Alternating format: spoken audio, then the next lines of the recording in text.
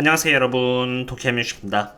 S&P 500은 지금 4740에 있는 상태로 굉장히 아슬아슬한 위치에 있다고 봅니다. 우선 기술적인 관점에서 바라봤을 때 RSI는 여기 80.43을 갱신한 상태이고요. 볼린저 밴드를 대입해서 보면은 이렇게 어퍼 리밋을 넘은 상태인지라 여기서 주가가 오르든 말든 제 입장에서는 미련을 가질 필요가 없는 위치라고 봅니다. 제가 너무 과하게 바라보고 있는 것인지 모르겠지만 주식을 팬의 입장에서 하는 것이 아니라 한 명의 투자자로서 오로지 기술적인 위치에서 바라봤을 때 지금의 상황은 사실 2018년 1월의 상황과 크게 다르지 않다고 봅니다.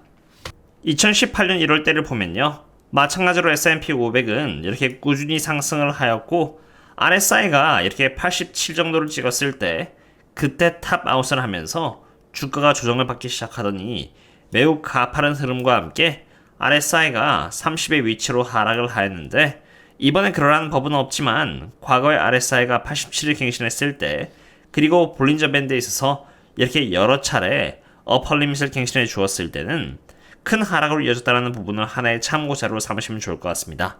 사실 리스크를 대비한답시고 이런 자료들을 찾는 것이 매우 귀찮고 좀 그렇습니다. 그 다음으로 주목해야 하는 지표는 바로 VVIX입니다. VVIX는 빅스의 선행 지표로서 여기 제가 쳐놓은 저항선에 닿은 후 이틀 연속으로 이렇게 VVIX가 큰 폭으로 올라가는 모습을 보였습니다. VVIX가 올라갔다가 내려가면 상관없겠지만 만약 이러한 흐름이 이어진다면 이렇게 보시는 것처럼 빅스 또한 의미 있는 반등을 할 수가 있기 때문에 이런 부분 또한 하나의 리스크 팩터가 되겠습니다. 그럼 이제 S&P 500의 옵션 현황을 보겠습니다. 이 자료는 제가 저희 멤버십 분들 상으로만 매일 공유드리는 자료 중 한 개인데요. 회색깔은 콜옵션이고 파란색은 풋옵션으로 옵션 세력들 중에서 대부분 콜옵션이며 4730에서 4750의 범위에 굉장히 많은 콜옵션들이 몰려있다는 것을 볼 수 있습니다. 콜옵션 세력들은 해칭이기 때문에 주가가 올라가려고 할 때마다 수익 실현하는 과정에서 강한 저항선으로서의 역할을 하고요. 두 번째 목적은 말 그대로 해칭인지라 아까 기술적 분석에서 보여드렸던 것처럼 RSI가 과매수인지라 주가가 하락하는 모습을 보이게 된다면은 여기에 잡혀있는 수많은 콜옵션들은 해칭으로서 의미를 잃게 됩니다. 그렇기 때문에 이렇게 많은 콜옵션들은 한편으로는 그만큼 좋게 보는 사람들이 많다고 볼 수 있겠지만 또 한편으로는 만약 흐름이 바뀐다면은 이렇게나 많은 콜옵션들이 무용지물이 되고요. 순식간에 해칭을 푸는 과정에서 많은 변동성이 일어날 수 있기 때문에 특히나 RSI가 80 이상인 상태에서 이렇게나 많은 콜옵션들은 조심해야 하는 물량인 것입니다. 그럼 누군가는 그렇게 말할 수 있습니다. 항상 조심하면은 언제 수익을 낼 수 있냐라고 말이죠. 제가 조심해야 한다고 외치는 것은 어디까지나 지수를 지상으로 하는 것이지 개별 주식 하나하나를 지칭하는 것은 아닙니다. 하나의 예로 알래스카 에어라인인데 저는 알래스카 에어라인에 대한 밸류에이션 분석을 하였고 너무나도 저평가인지라 저 또한 이렇게 개인적으로 포지션을 잡았습니다. 참고로 이것은 네이버 프리미엄 컨텐츠로 제가 저희 멤버십 분들 상으로만 저평가 기업들을 분석드리고 투자 전략들을 공유드리는 공간인데요. 그때가 이렇게 10월 18일이었고 10월 18일 기준으로 18.84%나 반등을 보여준 상태입니다. 참고로 지금 보고 계시는 이 프로그램은 월가 증권사에서 사용하는 프로그램과 동일한 프로그램인데 제가 10월 18일 날 알래스카 에어라인을 매집한 가장 큰 이유는 이 기업이 저평가였기 때문이고, 여기 보시면 실제로 10월 17일은 밸류에이션 관점에서 코로나 때와 다름없는 바닥임을 정확히 가리키고 있었기 때문입니다. 5년이란 기간에 걸쳐서 스탠다드 디비에이션을 잡았을 때 지금과 같이 저평가인 적은 없었고요.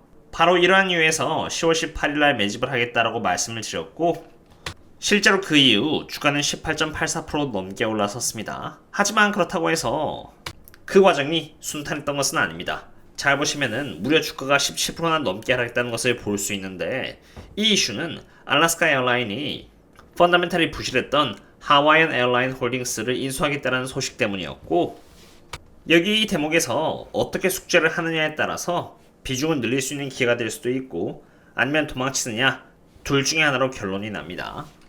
저는 12월 4일날 인수 소식이 발표되자마자 바로 알래스카 에어라인의 하와이안 홀딩스 인수는 기회일까 실수일까를 이렇게 멤버십 분들께 분석을 드렸고 제 입장에서는 이미 알래스카 에어라인은 저평가인 상태에서 마찬가지로 저평가를 받고 있는 하와이안 홀딩스를 저렴한 가격에 인수를 하는 것이기 때문에 전혀 나쁜 딜이 아니며, 이렇게 보시는 것처럼 국내선만 운영하고 있는 알래스카 에어라인 입장에서 인수를 한 뒤에 한국과 일본, 호주, 뉴질랜드 등으로 국제선 노선까지 확장을 할 수가 있기 때문에 전혀 나쁜 딜이 장기적으로 아니라고 판단을 했고, 전 오히려 이렇게 보시는 것처럼 더 포지션을 늘릴 수 있는 기회로 삼았습니다. 이처럼 저평가 기업들 상으로 안정적으로 투자를 하고 싶으신 분들께서는 네이버 프리미엄 컨텐츠라던가 혹은 이렇게 2,400명이 들어와 있는 신사학개 및 텔레그램에 조인해 주시면은 더 디테일한 정보를 얻어갈 수 있을 것이므로 분명히 투자에 도움이 될 것이라고 봅니다. 물론 저평가이면서도 지금 현재 기준으로 업사이드 포텐셜이 충분히 높은 섹터가 있습니다.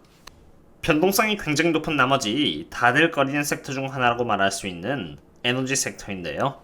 제가 사전적으로 이미 저희 멤버십 분들께 선행 분석을 드렸기 때문에 모든 내용들을 다 유튜브에 남겨드릴 수는 없지만, 적어도 지금 에너지 섹터는 지금이 저점이라고 할 정도로 롱숏 비율이 2011년부터 2023년까지 최하를 갱신하고 있다는 것입니다. 즉 지금처럼 숏이 역사적으로 많이 잡혔던 시기는 없다는 것을 의미하고요. 그만큼 센티멘탈적으로 봤을 때 지금처럼 비관적인 시기는 없었습니다. 심지어 전 세계가 락다운 돼서 원유 선물이 마이너스를 갱신했었을 때인 코로나 때와 견줄 정도로 지금의 숏 비중은 굉장히 높은 상태임을 이렇게 볼 수 있는 것입니다. 그럼 객관적으로 물어봐야 합니다. 정말 숏이 이렇게 많이 쌓였을 정도로 원유 펀더멘탈은 안 좋을까라고 말이죠. 결국 유가는 수요와 공급입니다. 바이든 선거가 어쩌고 저쩌고 해도 결국 유가는 수요와 공급이고, 수요가 강하고 공급이 약하면은 유가는 올라가고요. 수요가 약하고 공급이 강하면은 유가는 떨어집니다. 수요와 공급의 현황을 적나라하게 보여주는 최종 지표는 바로 원유 재고량으로, 원유 재고량이 떨어진다는 의미는 수요는 강하고 공급은 약하다는 것을 의미하는 것으로, 지금 보시면은 최근까지는 원유 재고량이 이렇게 쌓였다가 다시 이렇게 떨어지고 있다는 것을 볼 수 있습니다. 상관관계를 알아보기 위해서 실제로 유가인 WTI와 원유 재고량의 흐름을 이렇게 동일선상에서 놓고 보면은, 원유 재고량이 이렇게 오를 때는 유가가 큰 폭으로 떨어지고요. 반대로 원유 재고량이 이렇게 떨어질 때는 유가가 이렇게 상승한다는 것을 볼 수 있습니다. 그렇기 때문에 원유 투자자로서 해야 하는 행동은 수요와 공급에 영향을 줄 수 있는 지표들을 보고 앞으로 원유 재고량이 떨어질지 아니면 오를지를 가늠해서 그에 맞게 대응을 하는 것입니다. 시간이 없는 관계로 수요에 관련된 지표 하나를 공유드리자면은, 이것은 바로 정제 마진으로 원유를 가솔린이나 항공유 그리고 증류로 정제하고자 하는 수요를 의미하는데요. 이게 올라간다는 것은 마진이 높다라는 의미로 정제 수요가 높다라는 것을 의미하고요. 반대로 떨어지면은 마진이 떨어진다는 의미로 가솔린이나 항공유, 증류로 정제할 정도로 그렇게 니즈가 크지 않다는 것을 의미합니다. 경기 침체 우려와는 반대로 보시면 이렇게 정제 마진은 거의 9월달 고점 근처까지 반등을 매우 큰 폭으로 한 상태입니다. 그렇기 때문에 적어도 수요 측면에서는 큰 문제가 없다는 것을 의미합니다. 그럼 남은 것은 공급이죠. 공급은 최근 오펙 회의가 있었는데 오펙 회원국들은 감산을 한다고 했습니다. 그럼 투자자 입장에서는 정말 각 오펙 회원 국가들이 감산을 예정대로 하는지 안 하는지를 꾸준히 감시하면 되는 것이고, 만약 문제없이 하고 있다면 변동성은 그저 알래스카 에어라인이 보여줬던 것처럼 하나의 기회가 되면 됐지 크게 문제가 될 것은 없는 것입니다. 저는 그러한 숙제들을 저희 멤버십 분들께 공유드리고 있고요.